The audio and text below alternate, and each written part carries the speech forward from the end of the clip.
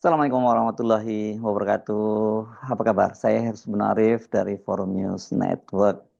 Seperti sudah bisa diduga, akhirnya Komisi Pemberantasan Korupsi atau KPK turun tangan. Ini merespon kehebohan di dunia maya tentang kejanggalan laporan harta kekayaan penyelenggara negara milik ayah Dr. Koas Edi Aurelia Pramesti menyusul penganiayaan yang dilakukan oleh sopirnya terhadap Lutfi, M. Lutfi ini yang menjadi Chief Koas. Dedi Mandarsyah, ini ayah Lady Aurelia adalah pejabat Kementerian Pekerjaan Umum dengan jabatan sebagai Kepala Balai Pelaksanaan Jalan Negara atau BPJN di Kalimantan Barat. Bersamaan dengan itu muncul versi video baru yang ini diambil dari CCTV menunjukkan saat Fadila alias Dato, ini sopir Lady Aurelia ini melakukan penganiayaan secara brutal terhadap Lutfi di depan mata Ibu Lady. Jadi ini pejabat di Kementerian Pekerjaan Umum. Rekam jejak hartanya itu tertuang dalam laporan harta kekayaan penyelenggara negara. Ini mudah kok, ini semua orang bisa mengaksesnya ya di situs Komisi Pemberantasan Korupsi. Dan berdasarkan LHKPN Dedi per 31 Desember 2023, dia mempunyai harta sebesar 9,4 miliar. Dan dia melaporkan kepemilikan aset tanah dan bangunan senilai 750 juta. 3 aset tanah dan bangunan itu berlokasi di Jakarta Selatan. Nah ini yang banyak sekali mendapat sorotan karena dari harganya dan kemudian lokasinya ini kok nggak match gitu ya. Coba kita baca ini ya, dari 3 bangunan tanah dan bangunan. Tanah dan bangunan seluas 33,8 meter persegi, garis miring 33,8 meter persegi, maksudnya ini luas tanah dan bangunannya ya sama gitu. Lokasinya di kota Jakarta Selatan, hasil sendiri nilainya 200 juta. Kemudian yang kedua, ini juga tanah dan bangunan sama, ini luasnya 33,8 meter persegi dengan luas bangunan 33,8 meter persegi di Kabupaten Kota Jakarta Selatan, hasil sendiri 200 juta. Nah, yang ketiga tanah dan bangunan seluas 30 meter persegi dan juga bangunannya itu tadi sama ya, ini antara luas tanah dan bangunan, lokasinya sama di Kota Jakarta, di Kota Jakarta Selatan, hasil sendiri nilainya 350 juta. Walhasil itu dari 3 tanah dan bangunan tadi itu harganya hanya senilai 750 juta. Mungkin kita banyak yang bingung di mana ya di Jakarta ada kapling seluas itu ya, cuma 33,8 meter persegi. Mungkin kalau yang dimaksud itu adalah apartemen, masuk akal. Tapi kan kalau apartemen nggak punya kepemilikan tanahnya ya, nggak masuk di situ kan, itu strata title gitu. Dan kalau toh katakanlah benar misalnya luasnya 33,8 meter persegi, apa iya nilainya cuma 200 juta? Tanah di Jakarta Selatan loh ya, ini nggak masuk ke akal. Tanah di Jakarta Selatan itu saya kira harganya sudah di atas 20-an juta, 15 sampai 20 juta katakanlah seperti itu ya. Itu pun nggak mungkin nilainya hanya 200 juta gitu. Ini saya kira wajar kalau KPK juga harus terus menelusurinya. Dia juga mencatatkan kepemilikan mobil Honda CR-V tahun 2019 senilai 450 juta dengan keterangan sebagai hadiah. Nah, ini hadiahnya dari siapa gitu? Apakah ini termasuk gratifikasi? Nah, gitu. Harta bergerak lainnya yang dimiliki Dedi bernilai 830 juta.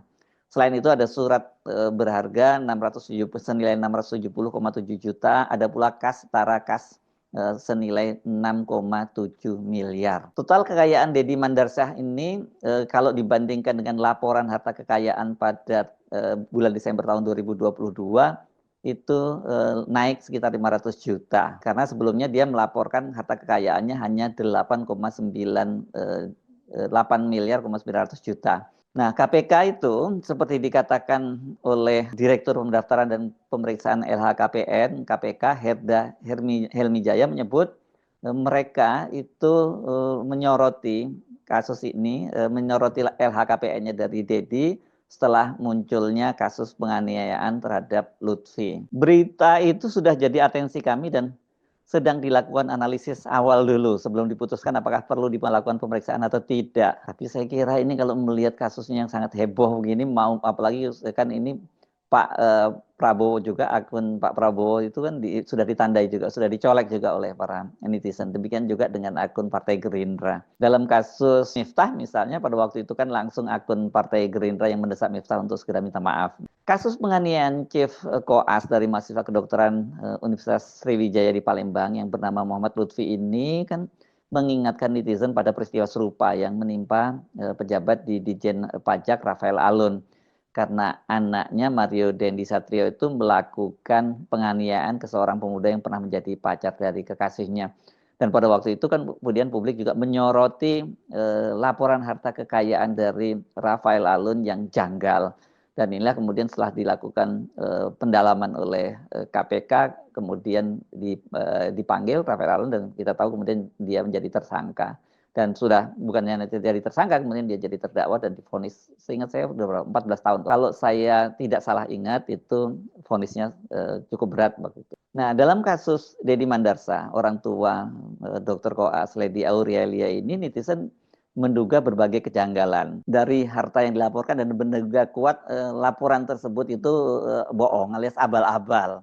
Kan nggak salah juga sih kalau dugaan semacam itu, banyak pejabat yang ngibul ya ketika melaporkan harta kekayaannya. Ini karena seperti dikatakan oleh Ketua KPK Nawawi Pumulango ketika dia bicara di Mahkamah Agung pada waktu itu, dari hasil telaahan dari KPK itu separuh dari laporan LHKPN-nya para pejabat di Mahkamah Agung itu abal. Jadi itu udah bukan rahasia umum. Jadi kalau netizen juga curiga dengan laporan harta kekayaannya Deddy Mandarsa, apalagi ini pegawai PU nih, wah ini kan termasuk kementerian yang basah, ya nggak terlalu salah dan nggak berlebihan. Sebelumnya itu viral penganiayaan terhadap Dr. Koas Unsri bernama Lutfi. Penganiayaan itu bermula dari protes Lady Aurelia Pramesti, ini juniornya di Koas itu yang terhadap jadwal piket di musim libur Natal dan Tahun Baru ini. Dia katanya mendapat jadwal pada malam Tahun Baru dan dia tidak ingin untuk dia pada malam Tahun Baru itu dia tetap bekerja, dia pengen liburan lah ini kelihatannya ya. Ada yang nyebut katanya dia juga mau liburan ke Eropa atau seperti itu. Ibu Lady itu kemudian memanggil Lutfi ke sebuah kafe di Jalan Demang Lebar Daun, Palembang. Dalam pertemuan itu ada seorang pria, Fadilah, yang diketahui sebagai supir dari keluarga Lady, yang memukuli Lutfi karena katanya merasa tidak senang dengan sikapnya. Pada saat pelapor menjelaskan kembali kepada Ibu Lady, terlapor merasa tidak senang dan langsung memukul pelapor secara membabi buta di bagian kepala, pipi, dan cakaran di leher. Itu penjelasan dari Direktur Reserse Kriminal Umum Polda Sumatera Selatan, Komisaris Besar Anwar Rekso Wijoyo. Setelah kasus ini heboh, kan kemudian Fadilah ini menyerahkan diri ke kepolisian dan polisi langsung menetapkan dia sebagai tersangka dan langsung ditahan. Dan ini Fadilah juga meminta maaf kepada korban dan sekaligus minta maaf kepada orang tua korban karena kasus tersebut keluarga Deddy Mandarsa ini jadi ikut terbawa-bawa. Ya ini yang banyak disoroti ya, karena sebelumnya kan mereka mencoba berdamai begitu, tapi karena korban menolak, akhirnya dia menyerahkan diri dan tampak sekali ini dia coba melokalisir kesalahan itu hanya pada Fadilah saja ya, tidak melibatkan Lady apalagi orang tuanya. Pada waktu itu Fadilah mengaku bahwa dia tersulut amarahnya karena melihat pernyataan dari Lutfi itu tidak sopan, atau sikap Lutfi itu tidak sopan kepada ibunya Lady Aurelia. Soal ini kemudian mendapat sorotan dari netizen karena beredar rekaman suara ketika mereka ketika Ibu Lady ini bertemu dengan Lutfi dan beberapa orang rekannya yang memprotes jadwal anaknya yang sangat padat. Dan dari situ terlihat bahwa sebenarnya itu jadwal itu sudah sampai Lady ini sudah berapa kali minta perubahan jadwal karena tidak puas dengan jadwal piketnya. Dan yang terakhir yang jadi pemicunya itu adalah soal piket di malam Tahun Baru. Dari rekaman audio itu yang sempat diunggah oleh ini di partai medsos ini ya, itu terdengar bagaimana dalam di sela-sela percakapan itu ibunya Lady ini sempat menelpon putrinya. Nggak boleh kalian membanding-bandingkan orang seperti itu gitu. Dan tante nggak suka, Lady merotek, harusnya kamu jangan marah, harusnya oh ya Lady ini kan kasar kok bicara. Tante tahu nggak ini sudah keberapa kali kita sudah berunding ini?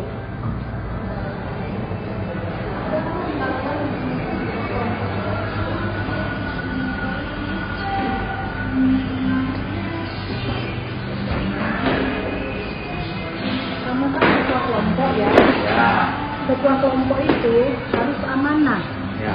Kalau mendengar orang laporan, harus dengar, jangan langsung marah. Kamu tuh tidak boleh loh kasar dengan perempuan. Gimana kalau orang tua kamu kasarin gitu loh. Harusnya gimana kamu akan jadi suami kalau kasar. Masalah kecil itu aja kamu kasar. Tante ini orang Palembang loh. Ya. Gitu. Nah, dan tante tahunya jadwalnya lagi 2 hari sekali jaga kan. Nah, terus yang kalian 4 hari sekali jaga. Nggak masalah tante, tapi kenapa mau harus kasar? Maksud tante, kalau kamu ketua kelompok ya, maaf mau ngomong, harusnya kalian dengar. Oh apa nih, ayo duduk. Kalian bicara kasar seperti itu ada rekamannya. Ya, oke. Nah, Tante, boleh nggak? saya tidak berurusan dengan kamu. Loh, nggak Saya boleh tidak. kan? Oh, nggak boleh Ayo, kayak gitu. karena rekamannya cuma Oke, dia. sabar. Sekarang gini, santai ya. Udah tahu belum? Ini udah berapa kali kamu dia omongin? Udah tahu belum? Belum. Apa coba? Ini masalah dari awal itu udah 3 kali. Pertama, oke diubah karena kemarin ngomongnya weekend terus, oke diubah. Yang kedua kali masih salah juga, oke kita diubah lagi. Terus sudah diubah yang kedua, itu udah pasti benar. Itu kami ubah kemarin malam. Yang kedua tuh ya, ubah kemarin malam sudah kita pastiin. Sekre itu ada 2 kan? Sekre 1, sekre 2. Yang buat ini sekre 2. Kenapa sekre 2? Karena sekre pertama ini sibuk, ada kegiatan. Kita udah pastiin, saya yang bersangkutan, kita udah pastiin ke sekre 1. Gimana? Ini udah oke belum? Jadwal yang udah dirombak yang udah kedua kalinya. Udah dirombak kedua kalinya, udah oke semua, nggak ada masalah. Kita kasih dong ke komporsi, kita kasih ke dokter Dokdiknis. Karena kita udah telat, kita udah ganti-ganti terus, ganti terus. Itu udah 2 kali kita ganti. Oke, kita kasih. Setelah kita kasih ke dokternya, tiba-tiba pagi baru open lagi. Nah, jadi kan masalah gini dokter. Kita ini sudah ganti-ganti, kita sudah musain, kita sudah baik-baik dari awal. Sudah 2 kali kita ubah. Nah, tapi kenapa ternyata masih dikomplain gitu loh? Kenapa setelah sudah diubah sesuai dengan komplainan sudah baik-baik, tapi masih diubah. Sedangkan itu posisinya sudah dikirim ke Dokdiknis gitu loh. Iya. Sekarang gini, kenapa kalian bisa 4 kali sekali jaga dan ini 2 hari sekali jaga? Lupa ya.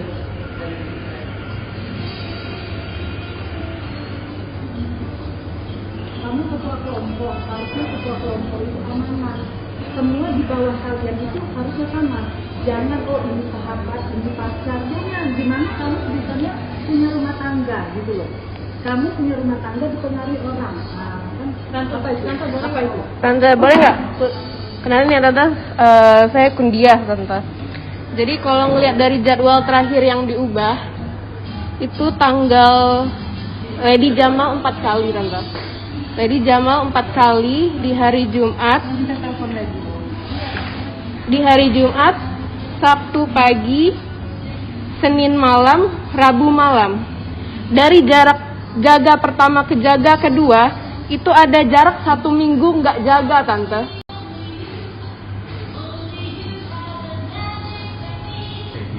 Ada jarak seminggu tidak jaga sebelum akhirnya Lady jaga 2 hari sekali dan yang jaga terakhir itu 3 kali sehari. 3 hari sekali jaraknya. Makanya Tante ya, sampai jaga ketiga ini kita udah benar-benar ngomong Maaf ya, baik-baik. saya enggak, karena kamu gimana? Dia bicara kasar sama anak saya, tapi saya ngejar dia loh. Sebentar, Tante tahu nggak? Tante nggak boleh itu. Ya udah, kalau kayak gini saya telepon bunda saya juga nggak boleh kayak gini. Nah sekarang kok tidak dirugikan saya? Tante, Kamu diam dulu ya. Tante tahu nggak? Saya ini berhubungan dengan dia. Saya ini berhubungan dengan dia. Kamu nggak boleh melo-melo. Iya. Karena yang bicara kasar dengan anak saya ini nggak dia yang disebut. Yang bicara kasar kamu dengan anak saya. Dia kan enggak. Tapi Tante tahu nggak? Sebelumnya dia mau kasar bunda. Aku dia enggak. Enggak boleh. Aduh, yang tadi kalian megang-megang. Nah, makanya kamu Tante nggak dulu. usah ikut-ikut Tante, ngomong. Tante Nggak usah kayak ngomong apa. Masalah. Siapa yang ngomong kasar? Aku tadi Tante, kalau gitu temen-temennya tuh udah bilang kalau misalnya nggak adil, ngomong yang egois. Nah, Tante tuh Sekarang saya ini mau bicara dengan dia ketua kelompok, kamu tuh perempuan. perempuan, gak usah ikut-ikut. Gimana kalau mertua kamu marah, kamu ngelawan? Ngeri saya lihat kamu nih. Udah, Lady, halo? Iya, kamu tuh maaf ya. Tidak apa itu masalah. Nah ya kenapa dia ikut-ikut? Ya karena mencari bersangkutan juga. Iya, saya kan mau ketemu kamu ketua kelompok di Koas. Ya, harusnya kamu tuh ketua kelompok di Koas. Begitu orang protes, kamu tuh jangan usah kasar. Harusnya duduk, ayo duduk sini kita bicara. Kayak gitu, kamu bicara kasar, ada rekamannya gitu loh. Ibu mana yang mendengar kayak gitu? Anak saya anak tunggal loh, tapi nggak manja gitu loh. Nah, jadi jangan kau ngetawa-tawa Apa maksud kau ngetawain kayak gitu? Kau jangan macam-macam loh, saya orang Kombring asli di sini ya. Kau mau jalur apa? Mau jalur polisi, jalur kita ini tidak ribut loh. Kamu kan berpendidikan. Kamu ketua kelompok, harusnya ketua kelompok itu amanah gitu loh. Kamu ngatur kelompok, kok aku belum ada apa-apanya. Kamu ngatur ketua kelompok, kamu aja nggak mampu. Gimana ngatur kepala rumah tangga? Gimana? Coba lari ke handphone tuh, dia ngerekam tuh. Dia lari dulu. Ya sekarang dia ngapa ikut-ikut? Saya ini kan mau ketemu kamu yang marah, yang kasar sama anak saya. Dia sudah mulai. Iya, aku Tadi aku nggak disuruh boleh, dia main HP nggak boleh juga. Bukan, kamu di situ lah, kamu kontrol aja. Kamu laki-laki. Dia sudah. Dia ini. Nah, kenapa namanya kasar Mbak itu? Konan aku yang kamu sebelah. Lah ini kan siapa? Hei, aku ini bicara sama dia. Dia ini kan ketua kelompok. Orang tahu-tahu. Kamu tahu apa cak itu? Nah iya, maaf ya. Kamu ini ketua kelompok. Yang bentak anak saya tadi kamu. Saya tidak perlu dia. Nah sekarang gini, kenapa dia ikut-ikut? Sudah. Ya bilang dulu, kenapa dia mau ikut-ikut? Kita ini bicara dari orang tua loh. Percuma kok berpendidikan tinggi dengan orang tua atau melawan seperti ini. Saya ini sarjana hukum loh. Ini masalah bukan menyangkut semua, bukan menyangkut saya aja, semuanya. Nah iya sekarang saya ini bicara sama kamu. Saya tidak perlu dia gitu.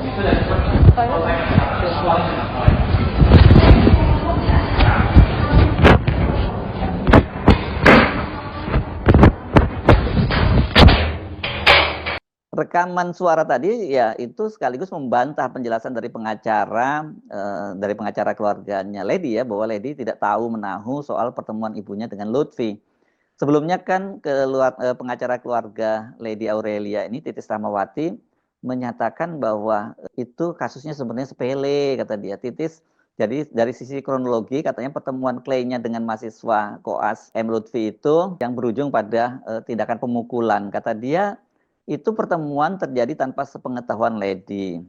Dan ibunda Lady, Lina, ini merasa perlu berbincang dengan Chief Koas mengenai jadwal jaga setelah mendengar curhatan dari putrinya.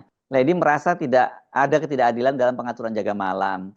Sebenarnya katanya Lady tidak melapor pada ibunya, cuma karena ibunya melihat dia kurang istirahat, terkesan stres. Ibunya tanya, kok jaga nggak libur-libur? Dan akhirnya Lady itu cerita kepada ibunya. Nah, sejak kemarin itu beredar video lain ini yang tampaknya diambil dari CCTV di lokasi kejadian. Ini terlihat aksi Fadilah ini sangat brutal ya, memukuli Lutfi itu. Memang kita tidak terlalu mendengar apa percakapan sebelum itu sehingga kemudian Fadilah yang duduk bersebelahan dengan posisinya Lutfi itu langsung berdiri dan menganiaya secara brutal.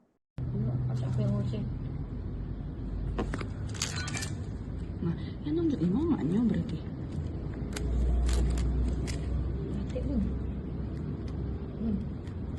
Ini cangkang. Salah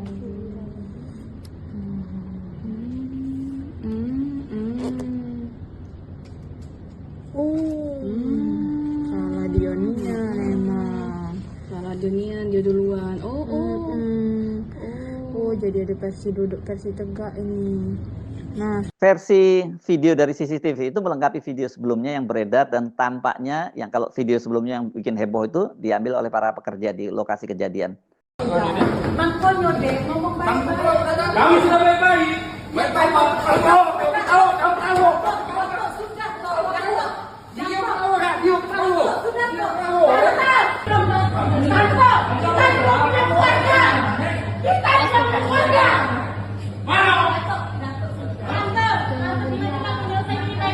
Jangan lari-lari. Kamu boleh? Oke.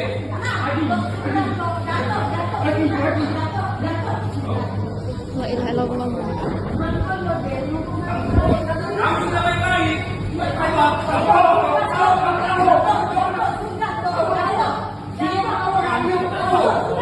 Video. Tak pacak bola di sini. Tak pacak bola di sini masalahnya, Bu. Ini itu kita yang kena. Engkau udah ke video ke ini kita yang kena. Dia bola di sini. Walaupun kita yang kena, jangan kayak ini.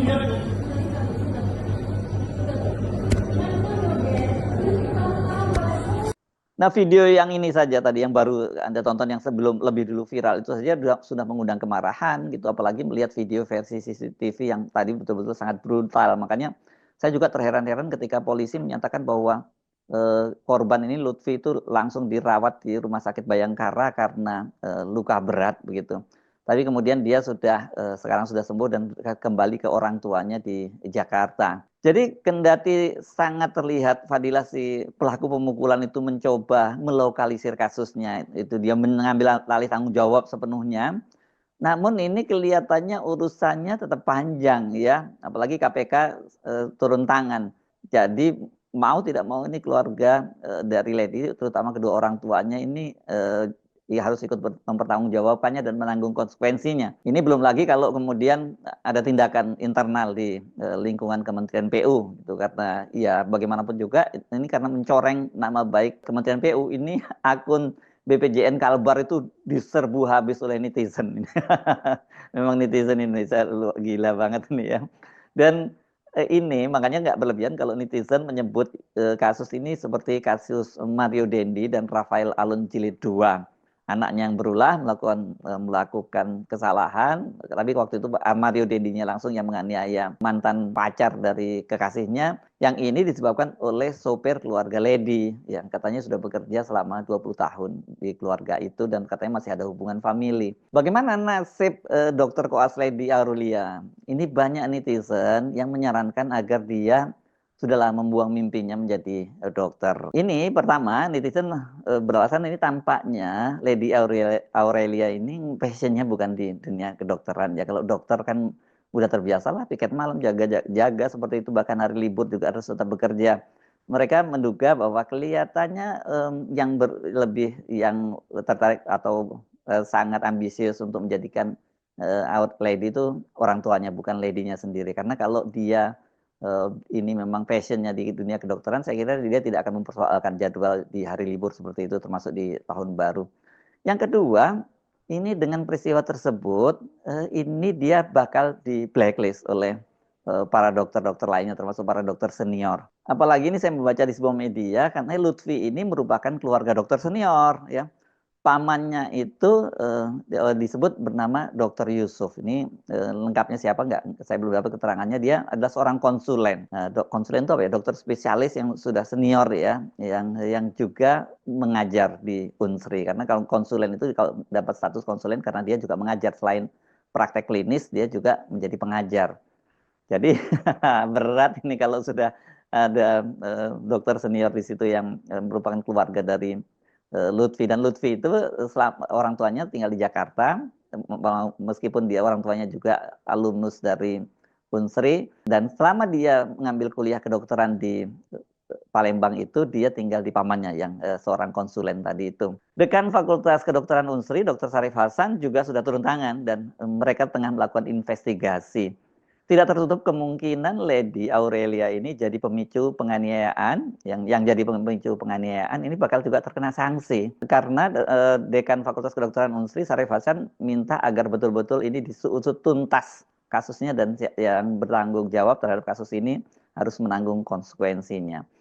Ini berat saya kalau sudah situasi semacam ini. Jadi hati-hati dalam kasus semacam ini karena kadang-kadang anaknya yang berulah, tapi kemudian orang tuanya ikut turun tangan, ya jadinya orang tuanya terbawa-bawa. Kasusnya jadi melebar kemana-mana. Saya Hersubun Arif dari Forum News Network. Sampai jumpa lagi. Wassalamualaikum warahmatullahi wabarakatuh.